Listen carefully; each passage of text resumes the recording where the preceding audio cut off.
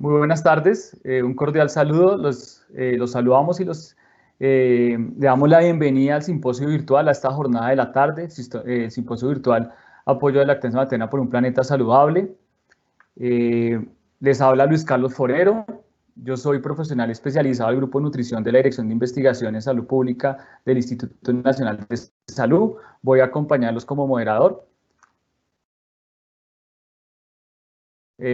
Antes de continuar, les voy a dar unas recomendaciones. Pues ustedes ya se dieron cuenta en sus conexiones que no tienen acceso a la cámara ni al micrófono. Sin embargo, ustedes pueden utilizar el chat para hacernos llegar sus preguntas.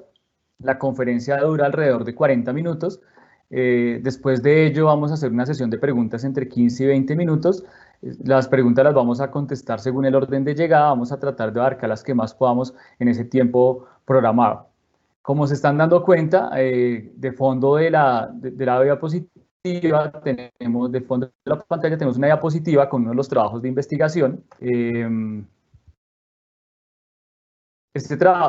Bueno, aquí básicamente lo que quiero es invitarlos a que los revisen. Seguramente no lo alcanzan a ver muy bien por el tamaño de letras, sin embargo, eso está ubicado en la página de la Secretaría de Salud. Hay un banner donde se hace referencia al simposio. Ahí pueden acceder a los a los pósters de los trabajos de investigación que fueron seleccionados. Allá los pueden revisar con mucho más detalle y los pueden agrandar porque están en una resolución alta. Aquí apenas los estoy mostrando para hacerles la invitación y que ustedes los puedan consultar.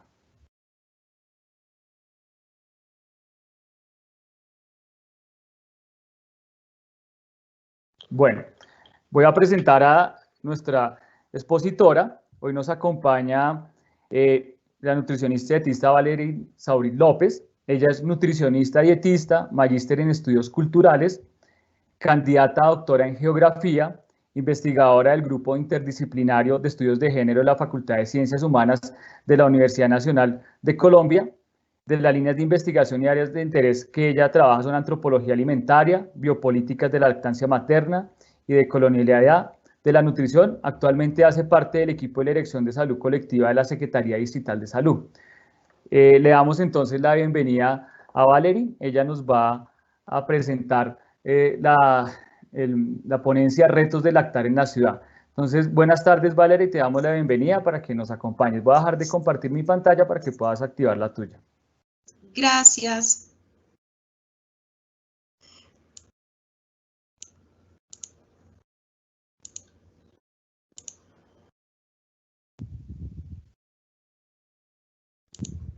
Buenas tardes a todos y a todas. ¿Ya mi pantalla se logra ver? Sí, se está viendo. Vale, bueno, en el día de hoy mi intención es compartirles algunas reflexiones de las investigaciones y específicamente una investigación que terminé en el año 2015 como producto de mi tesis de maestría, que llevaba como título Entre tetas y tetes, biopolíticas de la lactancia materna en Colombia.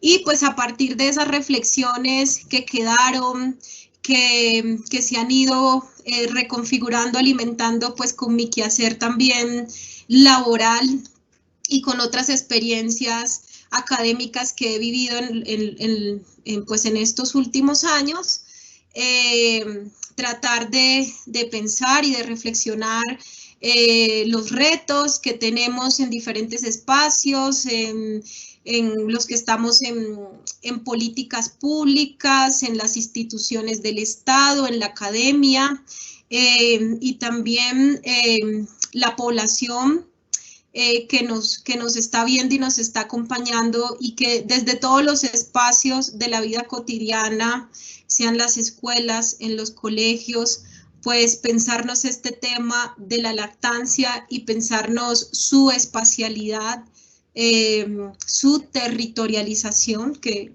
pues de eso es lo que quiero hablarles hoy, pues nos va a ayudar a construir herramientas, propuestas que permitan transformar el tema. Pues el tema, digamos en cifras que ya vamos a hablar, pues hay muchos retos, para promover y proteger la práctica de la lactancia materna y entender los sujetos que están detrás de esas prácticas, que no solamente pues, son las mujeres, sino una sociedad, un cuerpo colectivo que de alguna u otra forma ha puesto barreras, o algunas otras personas a través de sus resistencias y prácticas cotidianas han mantenido e impulsado la práctica de la lactancia materna.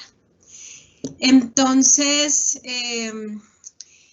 quiero empezar recordando lo que los compañeros de IDFAN en la primera ponencia de este simposio hablaron. Ellos hicieron una presentación muy interesante sobre el incumplimiento del Código de Sucedáneos y empezaron hablando de la historia de la lactancia, cómo se ha reconfigurado la lactancia a través del tiempo, porque digamos que la forma en que conocemos y en que lactamos y en que hacemos políticas públicas hoy, pues no era la misma forma que se hacía hace 50, 40 años.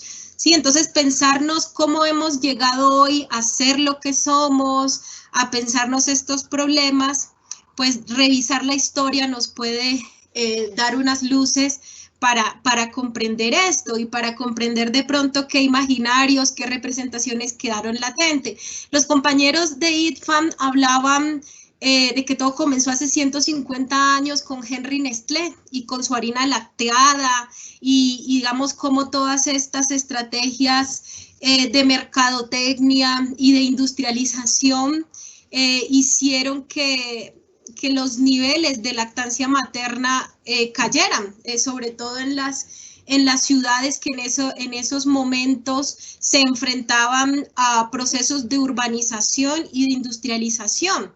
Entonces, digamos, lo que yo empecé a reflexionar en mi investigación, que les cuento, era que, digamos, a través del tiempo, estas industrias han estado o han emergido debido a los cambios en los procesos urbanos e industriales. Yo mi investigación la empecé, digamos, analizando cómo a la primera mitad del siglo pasado, Bogotá específicamente, las zonas urbanas de la ciudad empezaban a reconfigurar su espacio en términos de políticas públicas de higiene, digamos las mujeres que venían desde el campo, ¿sí? Y mujeres que digamos ahorita vamos a ver qué está pasando en la actualidad, a quién recibe las ciudades, si recibe a mujeres indígenas, mujeres afrodescendientes. Ahorita pues en la actualidad las ciudades están recibiendo miles y miles de personas desplazadas por el conflicto armado que vivimos. Entonces en ese momento lo que quería analizar era cómo empezaron a urbanizarse las ciudades y cómo eso influyó en las subjetividades lactantes y por qué le llamamos ciencias humanas, específicamente desde algunas corrientes que manejan la teoría de la subjetividad. Se habla de que lo que nosotros deseamos, queremos y sentimos como seres humanos es una construcción sociocultural de aquellos relatos, de aquellos conceptos que vamos recibiendo de nuestro contexto, del contexto en donde crecemos, en donde nacemos y de nuestro territorio. Entonces, en ese momento, con la configuración de las ciudades, la modernidad entendida como un proceso en el cual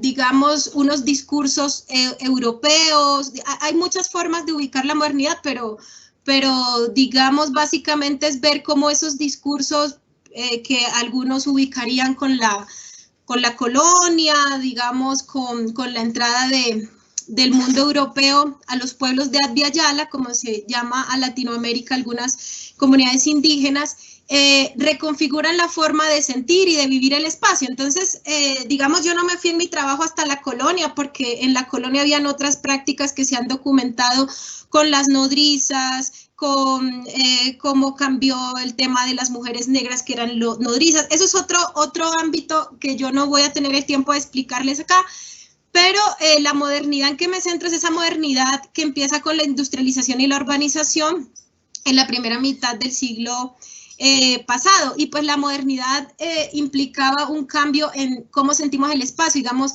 más velocidad, los carros llegaban, las mujeres obreras salían a trabajar, las mujeres que antes eran campesinas, y se les pedía, digamos, un sector médico que aportaran al progreso, al trabajo, que se insertaran a los nuevos mecanismos urbanos de producción. Entonces, hay una historia, yo los invito a leer mi tesis que está online, de cómo las primeras políticas de higiene y de lactancia creaban los centros Las Gotas de Leche, donde se enseñaban temas asociados con lactancia materna, y todo lo que en el presente hacemos también, que digamos desde las políticas públicas estamos pensándonos cómo promover y el por qué promover la lactancia materna, ¿sí? En ese momento habían preocupaciones con la higiene de los alimentos. No era la ciudad como la conocemos ahora, habían otros retos en términos de toda la infraestructura de la ciudad.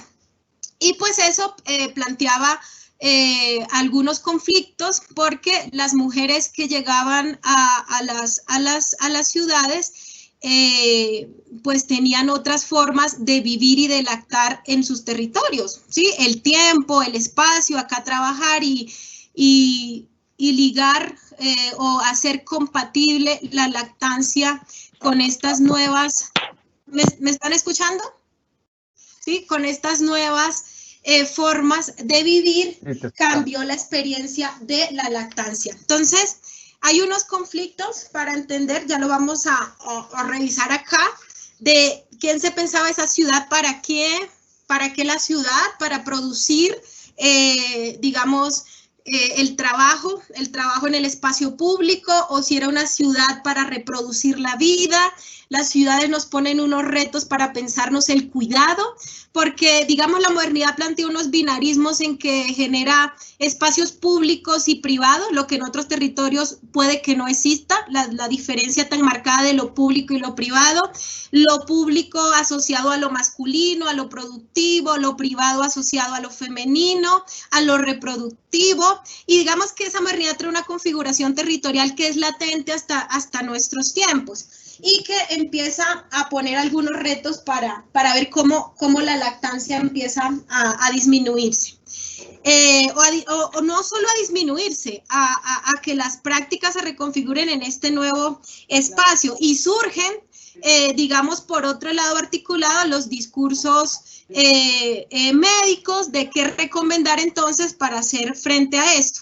Entonces, los que quieran ampliar, hay un artículo de la boletina número 5 de la Escuela de Estudios de Género, donde explico cómo, me centro solamente en ese artículo de 1940-1980, cómo toda la inserción por ejemplo, la producción de plantas de Nestlé que llegan al país en 1940, digamos, cómo el gremio médico empieza a hablarle a unas élites, a mujeres de clase, digamos, que leen el periódico El Tiempo, que leen la revista Cromos, de cómo alimentar a sus niños, pero también en algunos otros, digamos, medios, como el periódico El Campesino, también se le educa, digamos, yo hago una historia de cómo Radio Sutatensa le habla a las obreras, a las campesinas, más que todo en la radio que llegaba a otros sectores, pero también cómo todos esos discursos empiezan a reconfigurar la idea de qué es ser mujer, cómo alimento a mi hijo. Si, por ejemplo, hay unos relatos que yo rastreo de si las campesinas y las mujeres racializadas eran las que lactaban, eso se veía como algo asociado a la animalidad, a la naturaleza. y digamos, habían otros discursos en que las mujeres más de élite querían deshacerse de esa forma o alejarse de esa forma de entender su cuerpo, ¿sí? Entonces, cuando uno ve las cuestiones interseccionales de género ligadas a la raza, esos discursos que hay, uno podría preguntarse, ¿será que eso sigue latente en estos tiempos? ¿Será que hay mujeres? Depende de qué mujeres estemos hablando, porque el sujeto mujer no hay que entenderlo como algo singular, la mujer, sino en plural, las mujeres. ¿Qué es lo que las mujeres a las que les pedimos que lacten están pensando sobre la lactancia? Más allá de todas las barreras que hay en una ciudad de transporte, de acceder a trabajos dignos para lactar, ¿cuáles son esas subjetividades que forman en las mujeres la voluntad de amamantar, el deseo de amamantar, ¿sí? Entonces, yo básicamente ahí en el artículo hablo de esto que estoy diciendo, la subjetividad, cómo se enlaza a un modelo de producción y de transformación del espacio. Por ejemplo, Nancy Shepherd Hooks, que es una antropóloga que hizo una investigación en Brasil durante 1982, hace un análisis de cómo se transformó la idea del cuerpo de la mujer con las políticas desarrollistas cuando empezaron las latas de leche, las donaciones a entrar, y cómo eso desempoderó, haciendo que las mujeres se les privara de entender el don de dar, dice Nancy Shepherd Hooks. O sea, tenían sus senos, tenían su alimento para dar, y cómo después de unos años, con toda esta entrada de las políticas desarrollistas y de donaciones de leche, que muchos de ustedes conocen esta historia, ellas reconfiguran la percepción de sí. Entonces ella dice, así se cierra el ciclo de dependencia económica, del rocado autónomo, del territorio autónomo para sembrar al supermercado y del pecho autónomo al destógeno enlatado. La estafa es total y sus consecuencias son mortales, ni más ni menos. Muchas compañeras, digamos, feministas, geógrafas, críticas en Latinoamérica han empezado a entender esta relación de cómo nuestro cuerpo es una configuración que está determinada por el territorio. Si nuestros territorios están enfermos, si nuestros territorios empiezan a empobrecer, se empiezan a enfermar nuestros cuerpos. Entonces, las propuestas de ellas se encaminan a pensar el cuerpo como nuestro primer territorio y a reconocer el territorio en nuestros cuerpos. Digamos, si estamos hablando de lactar en la ciudad, ¿a qué territorio nos estamos enfrentando? ¿A qué dinámicas? Y cómo ver ese enlace del cuerpo a ese territorio en una ciudad como Bogotá. Ya vamos a hablar un poquito más de eso. Cuando se violentan los lugares que habitamos y afectan nuestros cuerpos, cuando se afectan nuestros cuerpos, se violentan los lugares que habitamos. No cabe duda que sobre el cuerpo queda impreso lo que ocurre en nuestros territorios. La tristeza por la explotación, la angustia por la contaminación, que también afecta a la lactancia materna, que también afecta al bajo peso al nacer, ¿sí? Pero también hay resistencias, ¿eh? Las compañeras hablan de alegrías, de resistencias por estar construyendo otros mundos pese a tanta violencia, y esa es la invitación de hoy o la reflexión que yo quiero compartir, que digamos la urbanización transformó la subjetividad, la sigue transformando, pero hay resistencias, hay organizaciones, hay formas desde diferentes espacios para entender eso y para ver cómo afrontarlo en una ciudad como la de Bogotá hoy, con todos los retos que se nos imponen. Entonces, esto era lo que les comentaba un poco de lo que yo rastreaba, de cómo las políticas en ese momento para ciertos sectores y lo que circulaban hablaban de otra técnica corporal, es decir, desde cuándo se nos metió en la cabeza que cómo llegó eso de que una leche podría sustituir a un seno, ¿sí? Y digamos, si me identificaba con que si soy una mujer más empobrecida o más racializada, quiero acceder o tener acceso a aquella lata dorada que puede acceder otra mujer de clase alta y cómo se forma el deseo o se moldea la voluntad de amamantar. Y eso es lo que hay que pensarnos, porque ahí hay unas estrategias biopolíticas o de gubernamentalidad.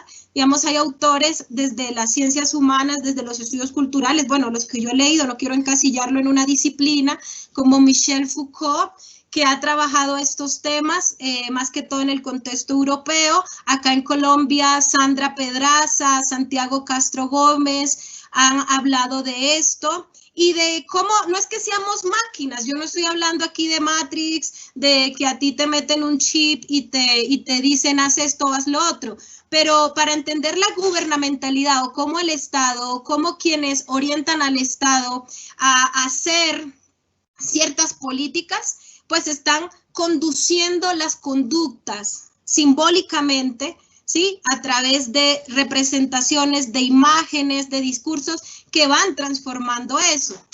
En los antecedentes de las políticas públicas, y es un hueco de la historia que no se ha visto y que las investigaciones que debamos hacer a los que les guste la historia tendríamos que revisar para no cometer nuevos errores, y es que sí se habla en la historia oficial de que hubo una arremetida de todas estas donaciones de la industria que generaron más muerte de la que se quería solucionar en la década de los 60, y se pone el ojo más que todo en la responsabilidad de las industrias, pero también lo que yo narro en mi tesis es que esa leche de vaca, esa leche de tarro que en la primera mitad del siglo pasado se recomendaba, era costosa para ciertos sectores, sobre todo sectores campesinos obreros, y entonces con las políticas desarrollistas y con la revolución verde, el Estado también crea mezclas vegetales, y digamos todos estos polvos modernos que yo les llamo en mi tesis, que crean cuerpos modernos, también genera una confusión, la información, ¿sí? Si circulan estos, cómo se reconstituyen, en qué condiciones se reconstituyen. Estaban las acciones de las industrias por un lado, pero también estaban las acciones del Estado por otro, y entender eso, ahí hay un hueco en la historia que todavía no hemos entendido y que sigue latente, de en qué condiciones se siguen reconstruyendo estas mezclas vegetales y toda esta propaganda en los sectores donde no hay agua potable. Otra cosa que yo veo y que llamo la atención es que ya después, en la década de los 70, se empieza a crear, empieza a emerger con todos estos estragos, con esta mortalidad infantil, la ciencia de la lactancia, y la ciencia de la lactancia empieza a coger a la leche materna como objeto de estudio para medirla, cuantificarla, estandarizarla. Yo recuerdo que en la primera conversación que tuvimos con los compañeros de ITFAM, había una pregunta sobre, bueno, ¿y cuántos gramos de calostro le doy?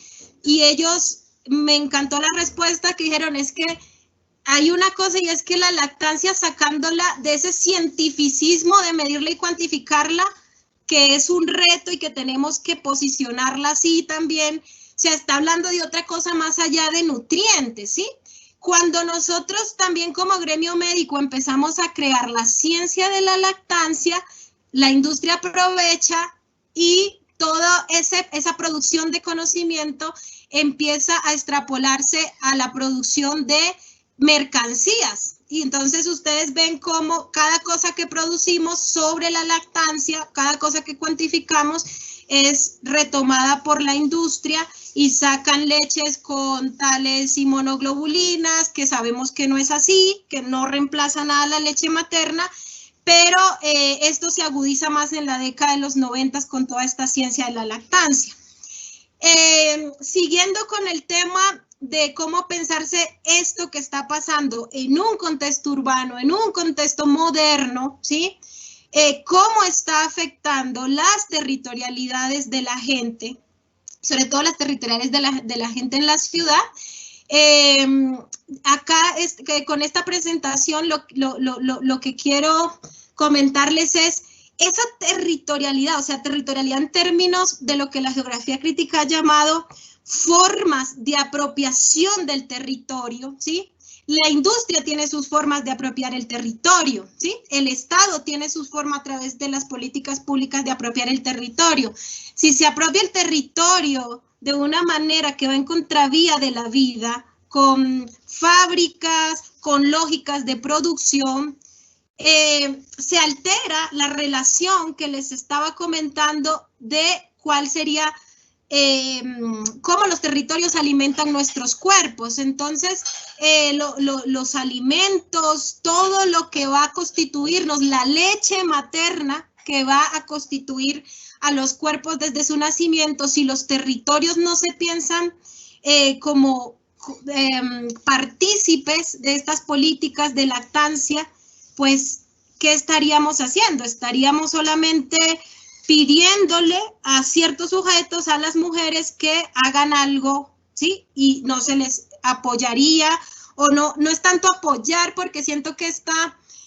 todas estas jergas de políticas públicas, por más que con las buenas intenciones quieran ver que hay que apoyar a las mujeres, de pronto hay un vacío en entender que el flujo de la leche y la producción de la leche, así sea un cuerpo de una mujer, depende de que ese flujo de la leche en la ciudad, el ambiente y las posibilidades de que un cuerpo pueda producir leche de manera adecuada va a depender del territorio en el que vive, ¿sí?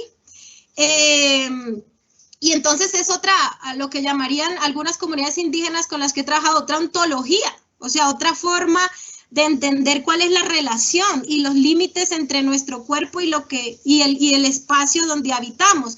Por ejemplo, yo he trabajado en algunas comunidades indígenas, en el Baupés, por ejemplo, donde ven que cuando llega la enfermedad en los lactantes es porque se ha alterado el cuerpo colectivo, hablando del territorio. Si no se rezó el pez para empezar la alimentación complementaria, porque lo tenía que haber rezado otra persona, en términos de comunalidad, pues se enferma el niño, ¿sí?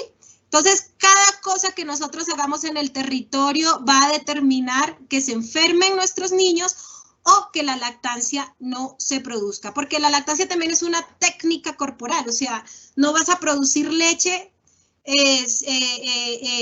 digamos, si tu espacio no está organizado, pensado para el cuidado y para la reproducción de la vida, sino para producir.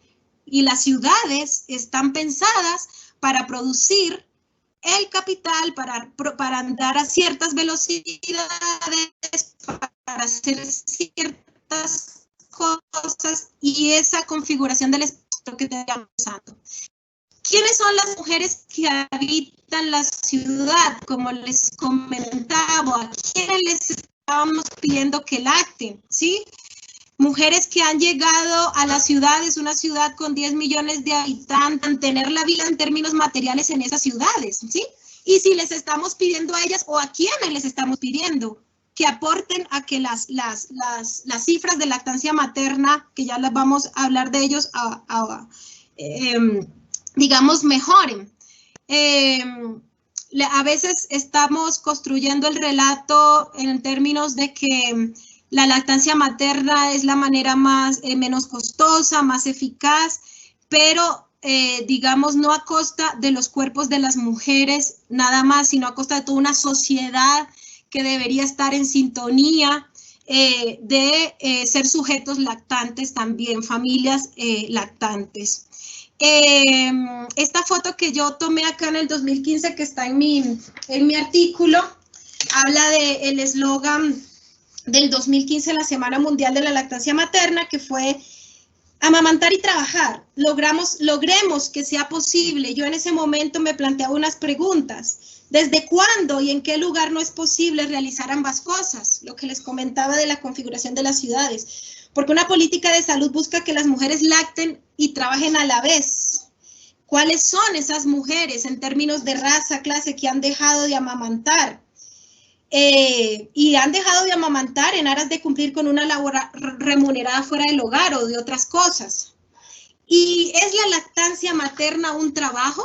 Entonces, para dar respuesta a esa pregunta, en ese momento hablaba de que esas ideologías que contraponen a la familia o a la comunidad o a la fábrica, al trabajo remunerado, a lo personal o a lo social, o a lo privado o a lo público, o al trabajo productivo o lo improductivo, por los binarismos que les comentaba, han sido útiles para las sociedades capitalistas en donde las actividades reproductivas y domésticas que las mujeres realizan usualmente dentro del hogar, en ausencia de salarios, son entendidas como actos de amor o atributos de la feminidad y no como acciones que generan valor social y económico, ¿sí?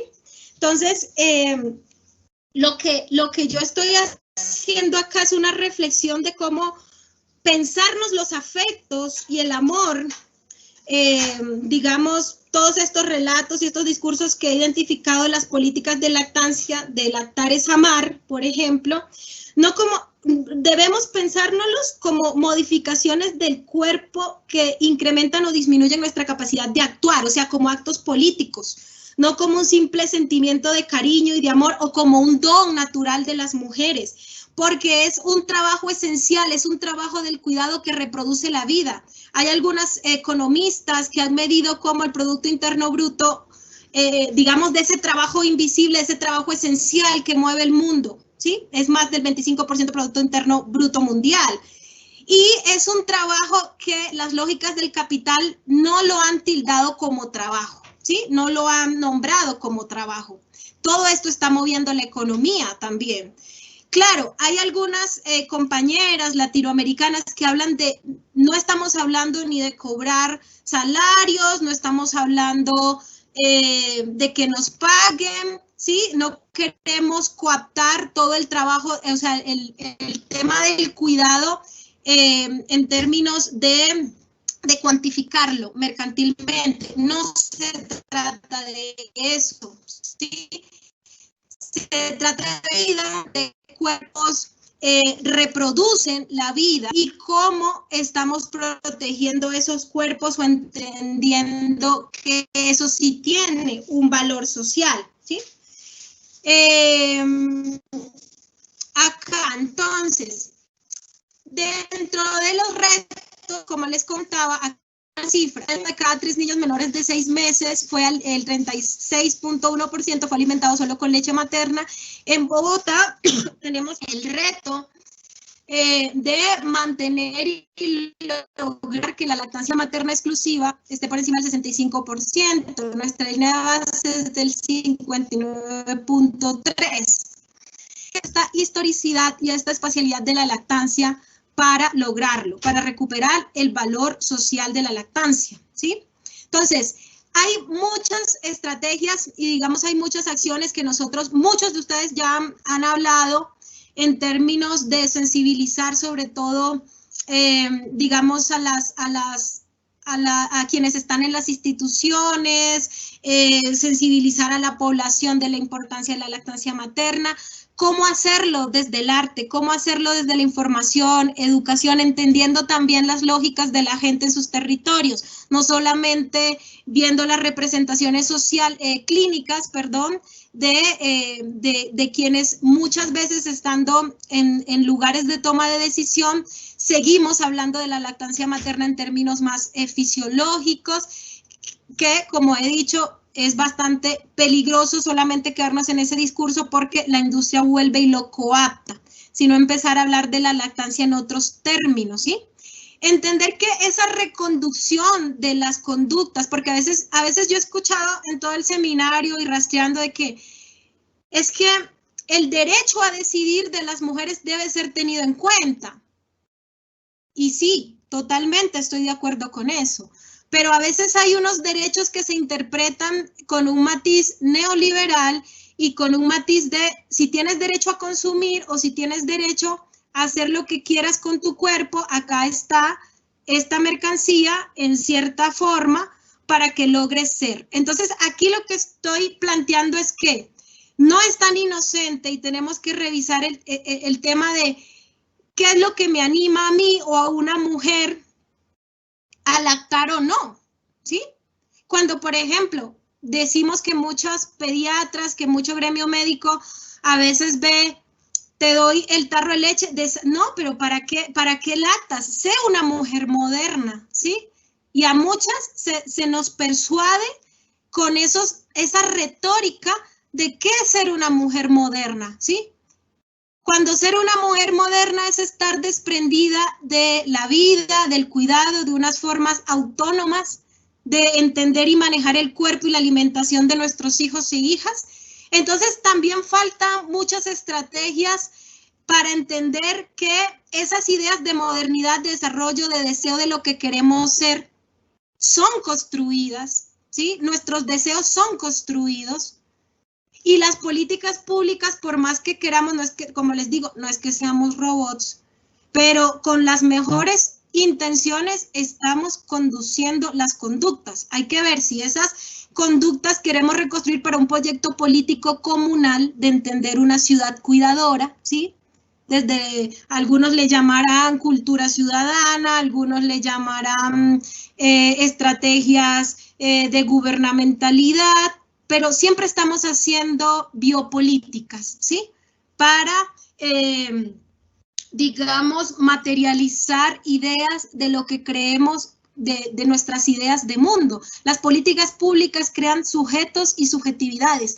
Y entender el cómo, entender el para qué, nos puede llegar a ver desde el arte o desde las propuestas o de cómo llegarle a la gente, podemos transformar esto, ¿no? ¿Y la ciudad para qué?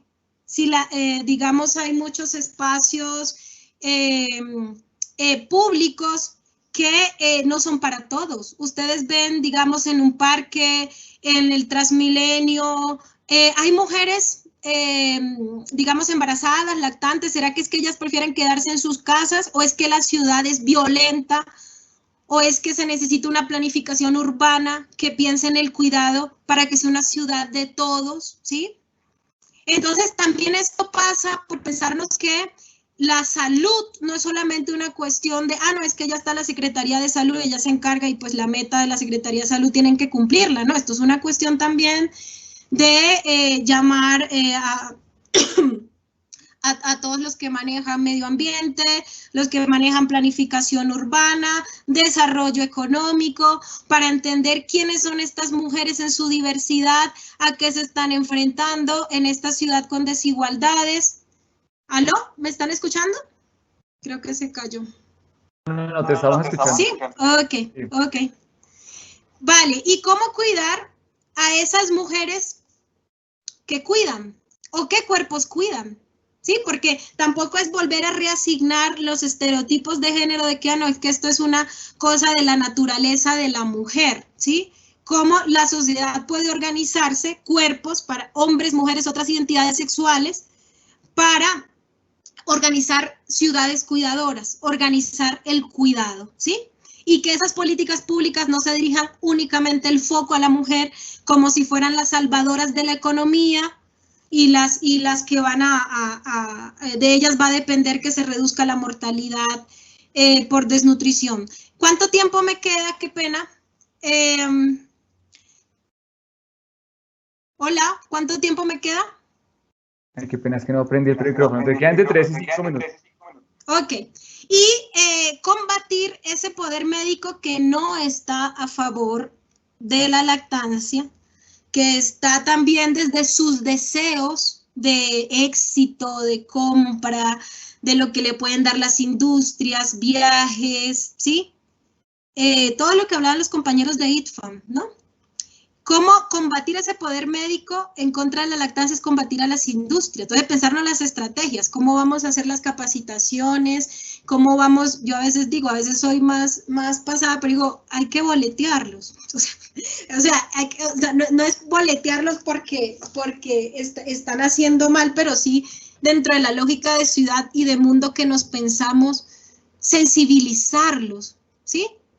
Y también apuntar a que esa mujer que ellos se imaginan como una mujer desprendida de las labores del cuidado de su cuerpo autónomo, pues por ahí es lo que a veces el poder médico tiene mucha influencia en muchas mujeres. No estoy diciendo que en todas, pero la historia ha demostrado de lo que diga el médico, lo que digan los miembros de la salud, tiene un poder, ¿sí? Entonces, voy a dejar aquí porque me encantaría escuchar las preguntas que se tengan. Aquí es muy corto el espacio. Digamos que desde la teoría feminista y desde los diferentes feminismos hay muchas cosas que seguir indagando. Hablo de teoría feminista como una teoría política, metodológica, que en muchas de las ciudades, las principales universidades de este país se trabaja, y de cómo el feminismo teóricamente y metodológicamente le ha aportado a las ciencias humanas a entender los problemas de subjetividad, de corporalidad, para entender no solamente problemas de las mujeres, problemas ecológicos, problemas de crisis civilizatoria, ¿sí?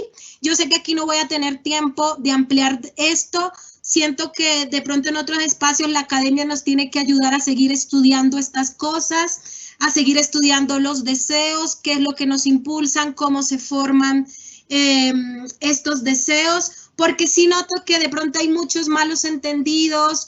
Bueno, y de eso se trata, ¿no? De ponernos de acuerdo, de ver qué mundo queremos construir para entender quién es el sujeto mujer, los derechos del sujeto mujer, de si puede, no puede, tiene derecho a consumir, a no consumir, y a escuchar más a las mujeres en su diversidad. Por eso hoy también quisimos invitar y darle voz a las mujeres, a las parteras, que sean ellas mismas, porque, digamos, a mí, yo soy de las que no me gusta hablar por los demás. Yo aquí estoy hablando, yo no lacto, no soy mamá.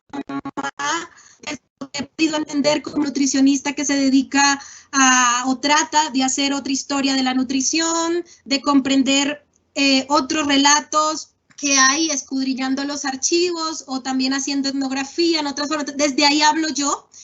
Y creo que también falta mucha investigación que no tome a las otras y a los otros como objetos de estudio, sino como sujetos, ¿sí? Entonces, involucrarlas a las compañeras, a las parteras, afros, indígenas y todas las que tengan su voz, su voto para tomar estas decisiones, y para no hablar por los demás, para hablar con ellos, ¿sí? Para no hablar desde ese poder médico que históricamente hemos ejercido de decir quiénes son los otros. Entonces voy a dejarlo hasta acá y ya. Muchísimas gracias. Cualquiera que quiera escribirme, este es mi correo. Tengo un blog que acabo de iniciar. No vendo nada en el blog. No recibo plata de ninguna industria. Y acá están los datos para los que quieran ampliar, compartir, debatir, decirme, no, mira, yo creo que estás exagerando, o bueno, esto podría verse de otra manera. De eso se trata, de construir y de circular estos debates. Muchísimas gracias. Valeria, muchísimas gracias por tu intervención, tu presentación. Yo estoy viendo aquí la última diapositiva. Ya, es que no estaba viendo la última, donde mencionabas el contacto, ¿sí? El blog. Bueno, te agradecemos mucho por la intervención, por darnos a conocer todas estas perspectivas, reflexiones y contexto del lactar en la ciudad. Se han hablado varios retos en las presentaciones que se han hecho, diferentes presentaciones, desde la pareja, desde la familia, la comunidad, pero también son muy claves todos estos retos desde la ciudad, ¿no? Recordando también que el censo y las encuestas nos dicen que el 75% de la población está en el área urbana. Bueno, me llamó mucho la atención lo que mencionaste de las leches modernas y los cuerpos modernos, y cómo todas esas políticas desde hace mucho tiempo están ahí con el tema. También ese es el pensar del cuerpo como su territorio, ¿no? Porque ese repensar de la territorialidad de la leche materna es claramente otra forma de entenderla.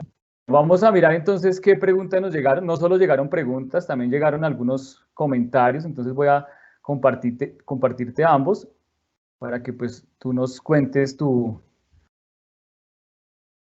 que opinas. Bueno, entonces la primera que tenemos acá dice: Las madres indígenas dedican más tiempo a la lactancia y por lo tanto brindan una lactancia de mayor calidad que las madres de la zona urbana, porque no tienen, por fortuna, un trabajo que les quite tiempo para lactar. Las madres de las ciudades deberían tomar esto como ejemplo, anteponiendo el derecho del bebé a ser lactados antes de intereses económicos individuales. ¿Respondo ya? Sí, esa es la primera. Me encanta esa pregunta. Me encanta, ¿por qué?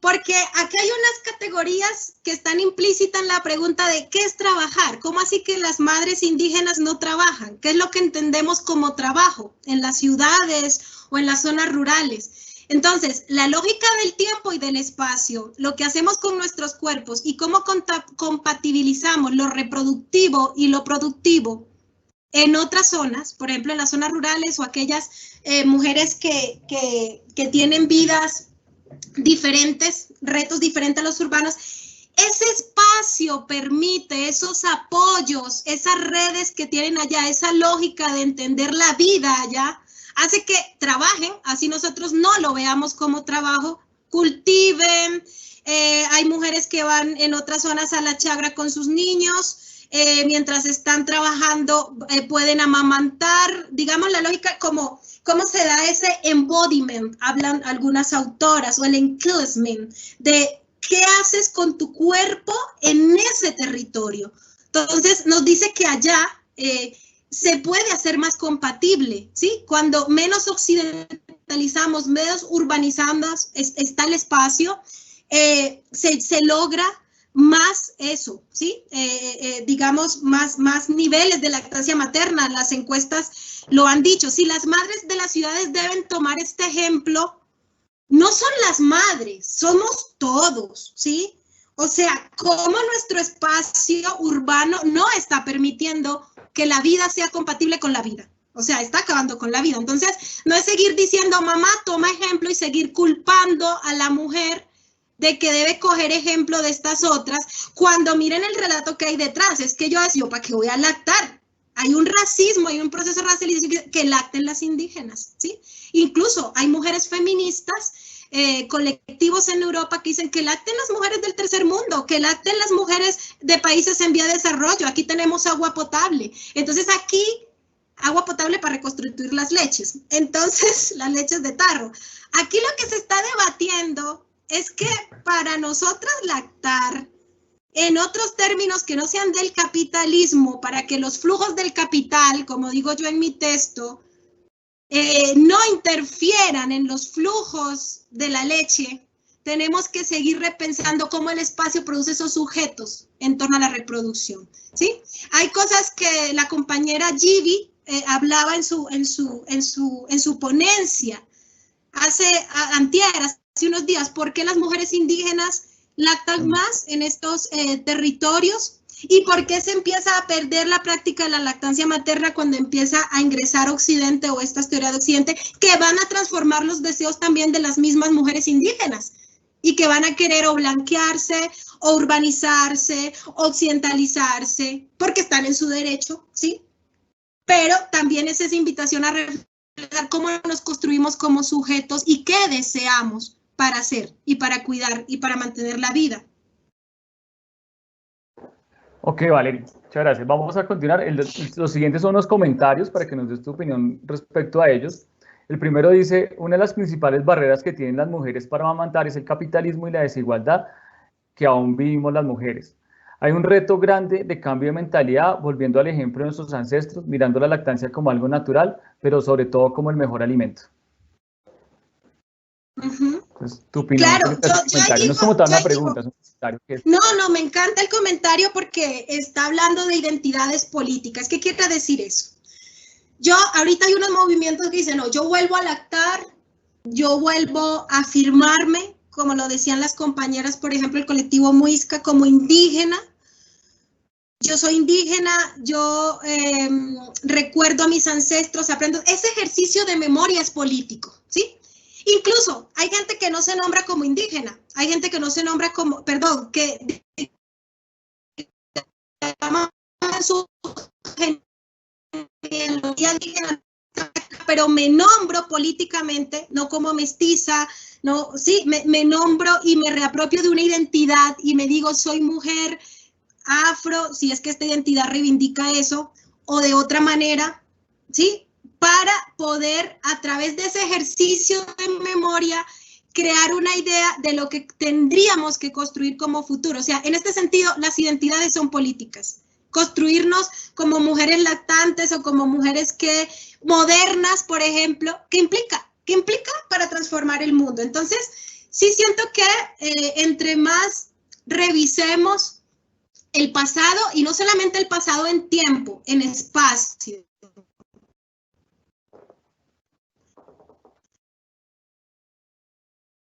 Otros lugaramientos para transformar nuestros territorios presentes. Se cortaban unos segunditos ahí al final. No, pues hablaba de que no solamente revisar el tiempo pasado, el tiempo de nuestros ancestros, que es revisar también los espacios, porque todavía hay espacios de resistencia y aprender qué está haciendo la gente allá para transformar también nuestros espacios, ¿sí? Y que ese espacio, pues, se puede reconfigurar para preservar la lactancia y preservar la vida. Ok, gracias. Hay una pregunta sobre la investigación que mencionaste, creo que era la de entre tetas y tetes y las políticas de lactancia materna. El participante nos preguntaba cómo accede, cómo la encuentra online, si la busca en un buscador común, o sea, de pronto que nos cuentes un poco cómo pueden llegar a esta investigación, al documento. Vale, la investigación original está en el repositorio de la Universidad Javeriana, está online, está al público, ustedes colocan mi nombre o colocan entre tetas y tetes políticas de la lactancia materna en el siglo XX, y lo encuentran. Y como les comenté, en la boletina número 5 de la Escuela de Estudios de Género, que también está online, pueden ver un apartado que es unas reflexiones, o sea, saqué más reflexiones luego de un tiempo de lo que les hablaba de mi segundo capítulo de la tesis. Entonces ahí amplío algunas cosas, ahí lo pueden encontrar. O me pueden escribir a correo y también se los puedo enviar. Ok, muchas gracias. Espérame que estoy mirando aquí el chat, que miras que estábamos en las anteriores, llegaron unas nuevas. Y como todavía tenemos unos minutos, yo creo que las podemos abordar. Dice, buenas tardes, porque hay mujeres, no todas, que no les gusta lactar, les parece algo fastidioso, puede ser parte del estado del puerperio o solo que no quiere dar lactar a su bebé. ¿Es un comentario o una pregunta? Pues no parece un comentario, porque no veo que consulten nada más. Vale, es muy asociado a lo que yo decía, cómo se forma el deseo y la voluntad de amamantar y cómo ese deseo se materializa también en sensaciones, ¿sí?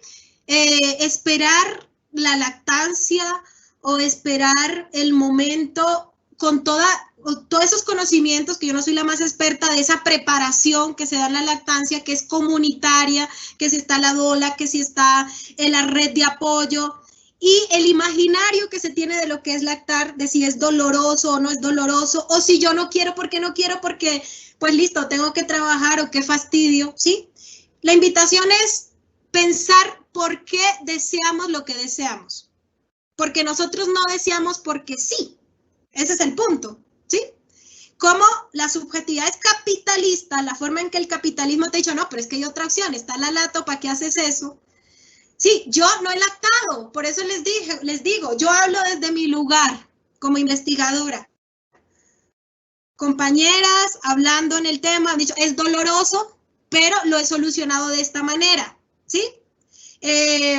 No es un jardín de rosas, pero hay una intencionalidad política en mi actuar que me permite a mí, como en cierta experiencia, no a todas las mujeres lo pueden hacer, no todas las mujeres pueden decir lo mismo, en que yo decido apoyarme y seguir lactando, ¿sí?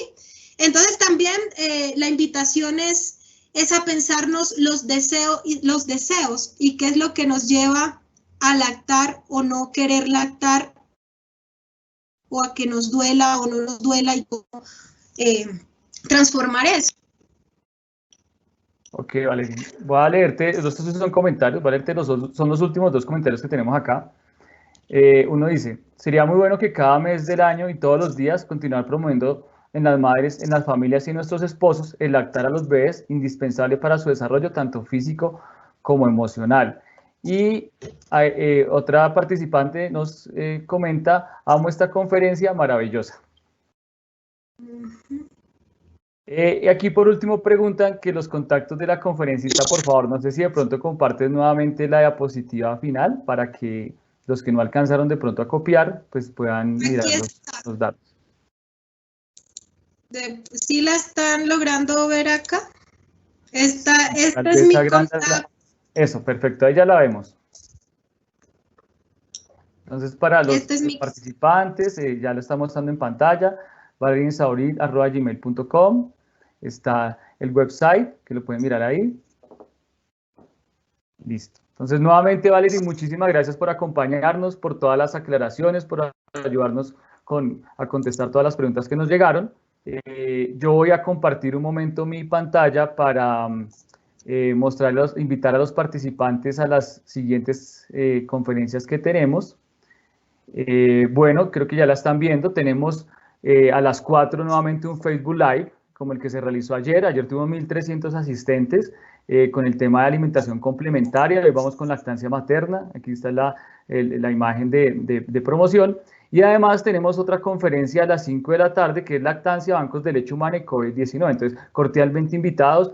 Nuevamente agradecemos a todos, a nuestra conferencista, a todos los participantes por acompañarnos, por estar pendientes de estos temas tan importantes, interesantes y que nos sirven día a día. Les deseo una buena tarde y nos vemos entonces en las otras conferencias. Muchas gracias. Gracias.